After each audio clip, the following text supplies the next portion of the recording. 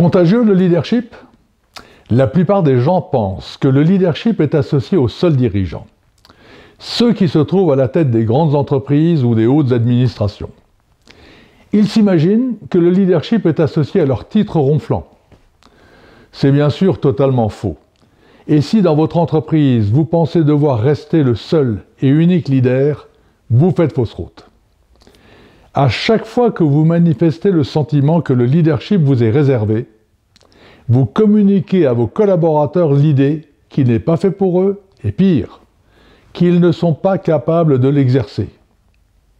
Or, le leadership n'est ni l'autorité, ni la hiérarchie.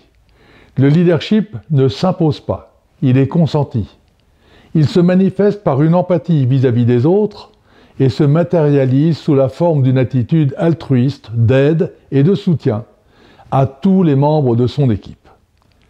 Pourquoi voudriez-vous en garder l'exclusivité alors que ce talent, plus il se diffuse dans l'entreprise, mieux il permet d'organiser des équipes motivées autour de chefs responsables? Quel meilleur système de délégation pouvez-vous avoir que celui qui repose sur l'échange et la responsabilité partagée à tous les niveaux de l'entreprise? Le leadership n'est pas du management. C'est d'abord le souci d'élever tous ceux qui vous entourent à la même qualité d'engagement dans la réalisation des objectifs poursuivis. Le leadership consiste à changer la culture de vos équipes, attaquer les marchés sans craindre de rompre avec les habitudes, changer les trajectoires pour le mieux et refuser les fatalismes. Le premier devoir d'un leader est d'encourager ses équipiers à le devenir et à conduire leurs propres troupes dans la même voie.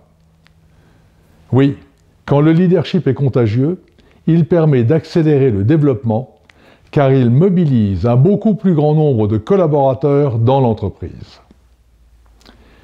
Il se caractérise pour l'essentiel par la capacité d'une personne à faire adhérer d'autres personnes à ses idées, à les influencer, à les motiver et à les rendre capables de contribuer à l'efficacité et au succès d'organisations dont elles sont membres, en instaurant entre elles une relation de confiance. Si le management, c'est la concentration sur le résultat, comment faire certaines choses, l'efficacité dans l'ascension sur l'échelle du succès, l'art de prendre des décisions importantes et imparfaites sur la foi d'informations incomplètes, le leadership, contrairement au management, ne naît pas d'un pouvoir délégué, mais d'une reconnaissance. On reconnaît un leader pour sa capacité à faire grandir son entourage, à mieux faire travailler ensemble les membres de ses équipes, à susciter en eux l'envie de collaborer avec lui, à créer des ruptures.